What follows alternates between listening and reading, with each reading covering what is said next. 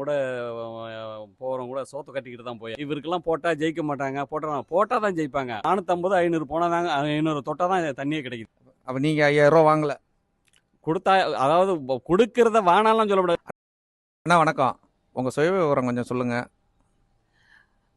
வணக்கம் சார், என் பேர் பெரியசாமி, விருத்தாச்சலம் தாலுக்கா, கடலூர் மாவட்டம். நீங்கள் என்ன தொழில் பண்ணிட்டு இருக்கீங்க? நான் வந்து இப்போதைக்கு விவசாய தொழில் பண்ணிகிட்டு இருக்கிறேன். எனக்கு அப்பளே இருந்த எங்கள் அப்பா காலத்துலேருந்து விவசாயம் தான் மெயின். மற்றபடி இடையில வர தொழிலெலாம் அது வரும் போகும் விட்டுடுவோம். எப்பவுமே விவசாயம் தான்.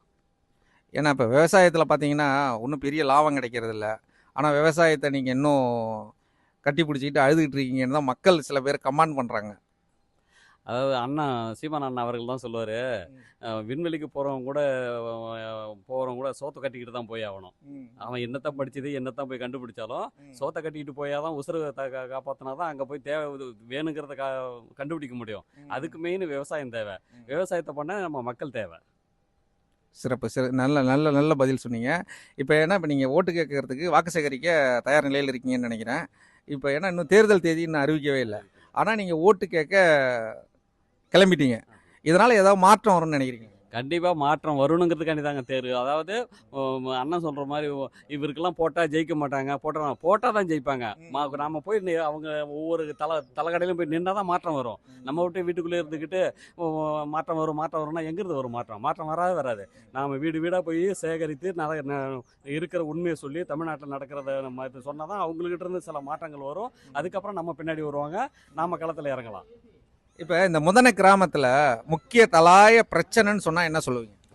மெயினாக இங்கே என்ன பிரச்சனைன்னா இந்த சரியான கழிப்பிடம் கிடையாது. ஒரு பெரிய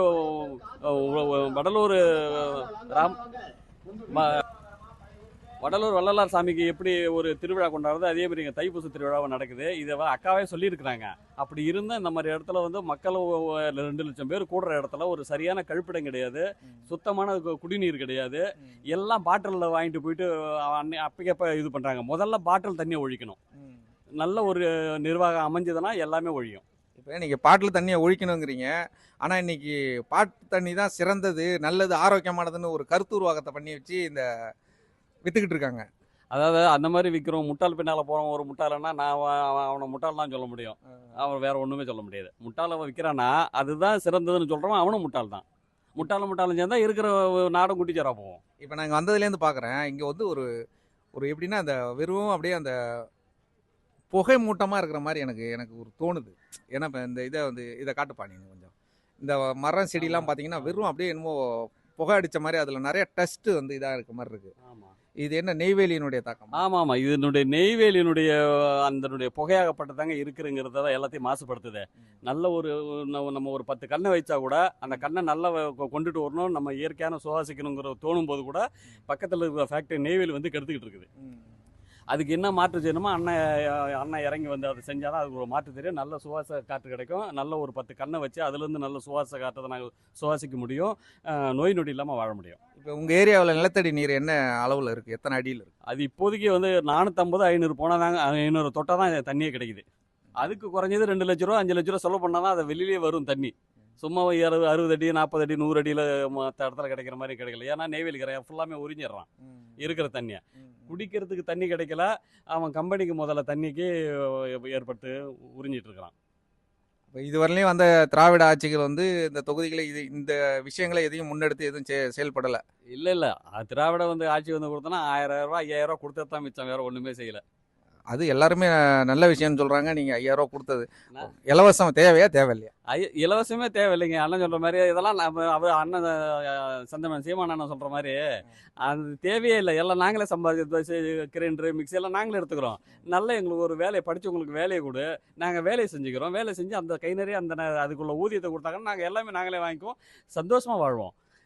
1000 ரூபா கொடுத்தா 4 நாளைக்கு டாஸ்மார்க் கொண்டு கொடுத்துட்டு அப்புறம் 4 நாற்று மூலையில் மூடை கிடக்க போகிறோம். அப்போ நீங்கள் 5000 ரூபா வாங்கலை. கொடுத்தா அதாவது கொடுக்கறத வானாலாம் சொல்லக்கூடாது. ஒன்றா நான் கேட்கல, என் அக்கௌண்ட்டுக்கு வரதை நான் எப்படி வேணான்னு சொல்ல முடியும். இல்லை நான் திருப்பி யாருக்கு நான் அதை அனுப்பி விட்றது?